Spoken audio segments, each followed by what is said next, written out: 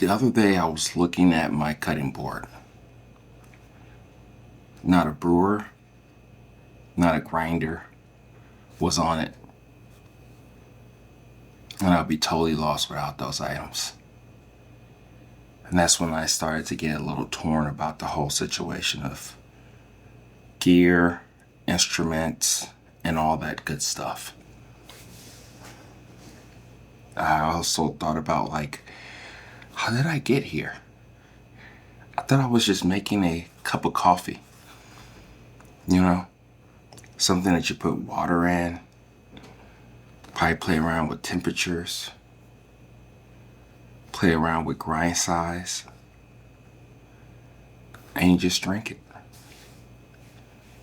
No, not me. Probably not you. But this one's a little different. These instruments are more so like instruments. They kind of help you get better in tasting coffee independently, autonomously, on your own, not depending on the others. And I think that's where they're really important in this whole coffee game, at least in my coffee game. Like I said, I started with just the French press or the Mr. Coffee. Then I progressed over. And now I'm this world of pour over coffee. Love it. Wouldn't change it for anything. Sometimes I delve into espresso, but rarely. I'll buy a brewer if I wanted to, just for curiosity. I can even say, as I have always said, it's for you. So you won't buy it for the various reasons that I tell you not to, or whoever else tells you to get this or don't get this, or this is game changer and all that good stuff. But something about the actual instruments, they've allowed me to, I wouldn't say quietly, but for sure get better in coffee, understand coffee, make my own judgment in coffee, see what I like in coffee, see what I don't like in coffee, for my own palate, for my own understanding of roast degree, what that really means in the cup, beyond what the bag may say that it's going to taste like. That's where I'm at with this. And I want to give you some reasons why that's probably more so critical for you. Also important for you if you've been on the fence about all the gear that I'm about to say. Not all of it is gravy. But I guess the biggest thing is that why do you need to go down this rabbit hole? So the things on my cutting board were my refractometer. Love the thing. Try not to mention it all the time. I don't want you to feel that you need to get it. My roast right degree coffee. Since I'm a roaster, that's one of the reasons why I get it. I have gotten it because I wanted to see how my roasts were doing from the inner and outer bean color, to see if I was going too fast or too slow, and see how that correlates with the coffee taste and flavor. But there is a case that you may need it too. Maybe whatever that roaster has said to you, with it being light roast, it's probably not. It's probably in the middle. Who knows? You probably may like it that way. Who knows? It doesn't matter. I'm just saying there's a case for it and the reasons why. I have different boosters on there. The Cerberus boosters. I've got knockoff AeroPress boosters for your pour over, your cone shaped filter, for your flatbed filter, brewers, and all that stuff. The jury is still out on that stuff. I'm really trying to understand it. It's kind of weird when you create a paper that's fast as hell, and then you create something else at the bottom of the cup to slow it down.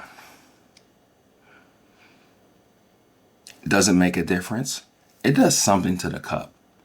On a lightly roasted coffee, it makes it a little bit more nuanced, more interesting, if you're really paying attention to it. But then again, sometimes it's just not really that much there for you to really examine to understand that coffee. But they're out there. Like I said, I'm still here and there, see if it really actually does make sense. And then you have the Melodrip, which, curiosity kind of beats you sometimes. But I'm here to tell you that the Melodrip, for the most part, is bullshit. Is it gentler on the coffee? The way that it actually comes out on the coffee? Yeah, it is. It's a little different.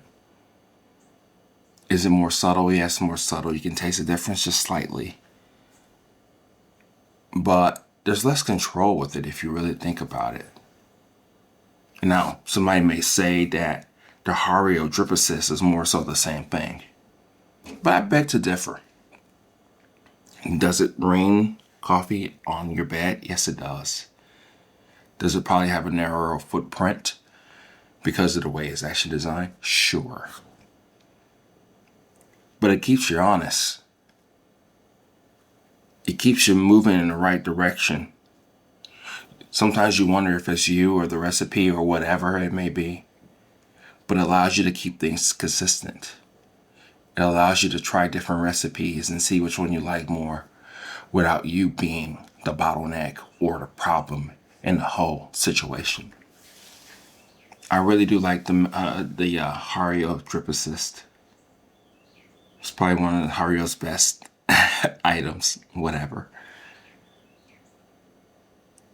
But then as I look back to my cupboard, my cutting board, the ones that really stand out to me are the refractometer and the roast degree. They give you an insight of wonder, but you're also getting closer to what that coffee is. Each and every coffee is different. I know, I roast it all the time. And believe it or not, as much as your favorite roaster is using that Lorian on that magnificent bean, because they have computers and all that stuff to replicate it all the time, that doesn't necessarily mean it's going to be the exact same coffee. There's variations, there's different things happening, there's different temperatures and all that good stuff. We won't get into the whole world of roasting right now. If you want to know, let me know. But something about getting that bag of coffee and it's saying light roast or it's telling you the notes and you're smelling that coffee and you're like, fuck that, fuck you. You put it through your roast, right? You get the outer bean temp color and then you grind it up and then you get the inner. And you're seeing how those actually mesh together, how that may influence the way that you actually brew your cup of coffee. Don't get me wrong, I haven't used it in a while because I roast all the time and I kind of know where I'm at, but at the end of the day, it's still a good gauge. It's still good reasons why you may not like something or why you may like something. Sometimes there's a big spread and you're wondering if that roaster went too fast with that roast. Maybe that's where you need it to be. Maybe that's exactly what you're seeing in that cup of coffee. And then we have the refractometer. I've gotten it a long time ago. There's cheaper ones on the market. That'll get you there about the same time. It's expensive. But then again, if you're spending 30, 40 bucks, 20 bucks for a bag of coffee, whichever size that you may wonder with for that week or two, truthfully, it's not that big of a deal. So what does the actual refractometer do besides just tell you the TDS? Well, part of it is the TDS. And then if you get different softwares and apps and all that stuff, that's how you can get the extractions. And then now you're playing around with different ratios and you're playing around with drip and then immersion and all that good stuff. But then that's how you can really tell a lot of things. That's how you can tell if your grinder's shit, truthfully. It's pretty cool. I've had my burrs for a long time for my EK43. I should change them. But as I brew a cup of coffee on it, on the levels that I'm brewing it on, it still says it's good. It still says that the coffee still works in that way. Is a slightly muddier cup? Slightly. Yeah, it is. But those are one of the things that you can do with the refractometer. And of course, there's taste, there's flavors, there's recipes that somebody online gave you for whatever various reasons. And they're telling you it's good. And then you wonder sometimes if you actually tasted a sour coffee ever. You can, actually, intentionally or not intentionally, and seeing what the extractions really are. You can play around with the grind size, play around with your technique. That's one of the reasons why I don't really stir or agitate that way in the coffee.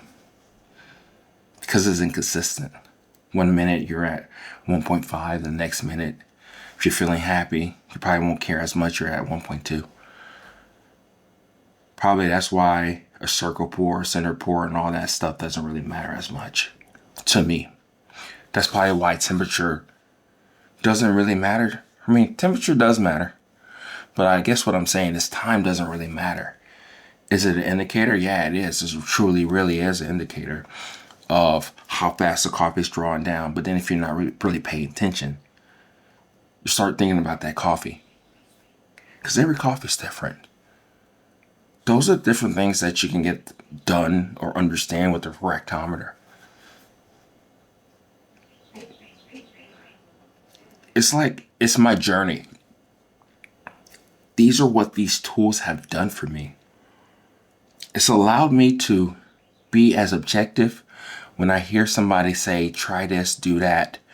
This is going to be the best thing to do.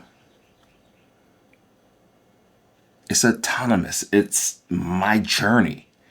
It's something that's not anybody else's.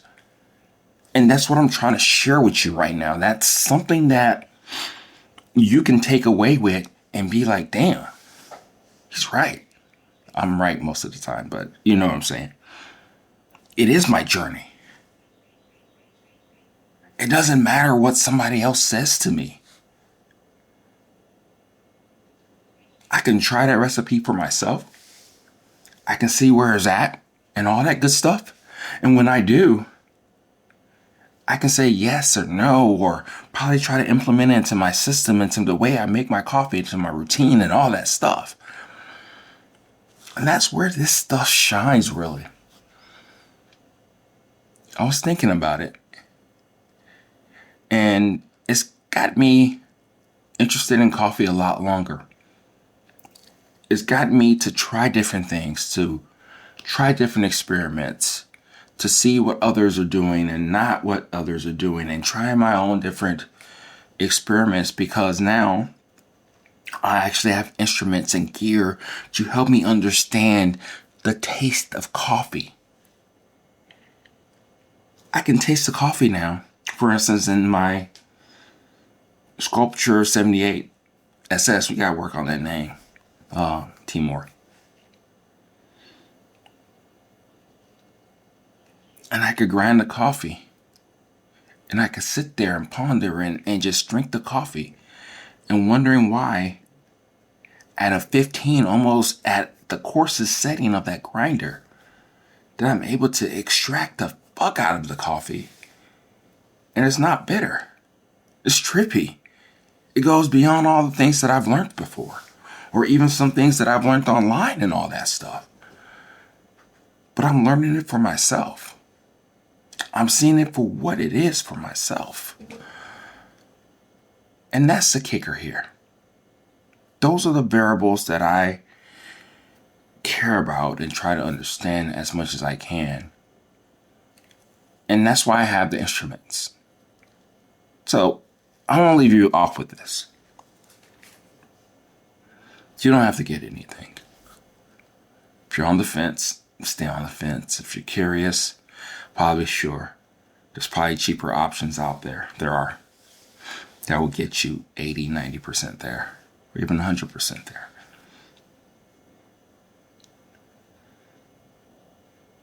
If you're curious about gear, just be curious about the experiments. You can still do the exact same thing. If you want to try a really coarse grind for this particular recipe with this particular paper filter, try it, taste it. You may not know exactly if it's sour or not because the numbers are not there for you because you don't have an instrument to equate that for you. But you do have a palate. That's still the most important indicator in all of this. Taste it. See what it's all about. See if you like it, see if you don't like it. Try to do the exact same recipe. Try to do the exact same pouring structure if you don't have a Hario Drip Assist. Go a little bit finer. Or a little bit more, a lot finer. Go to the other extreme. Taste it. See what it's all about. If it's too bitter, why is it that the way? What about the paper filter you're using? Does it clog up too fast? Are you using one of Hario's filters? You should probably switch to Kafek. They're a lot faster, a lot more forgiving. They're not the fastest filters in the world, but you'll get a different experience. You'll get less bitterness. Those are little nuances and things that you can start to understand about your coffee. See, that's the thing about all this. This stuff has allowed me to take control of my journey. And the cool thing about it too, if you don't want to spend all this money, you just want to buy beans and bags of beans, which is great because that's where you're really supposed to be, is that you can do this too. You can see if the grinder works or doesn't work. You can see if why it's doing this or doing that with that grinder, with the way you're actually pouring your coffee. Those are the indicators, those are the benefits of the instruments. And at the end of the day, no matter what somebody else says, it's your journey. That's the biggest indicator, that's the biggest trippy part about this, is that it's your actual journey. Let it be your journey, not being others' journeys. No matter what anybody does say, it's all about you. It's all about how you see things. And let that be what it is. So, I'll leave you off with that. Talk to you later. Let me know what you think. Bye.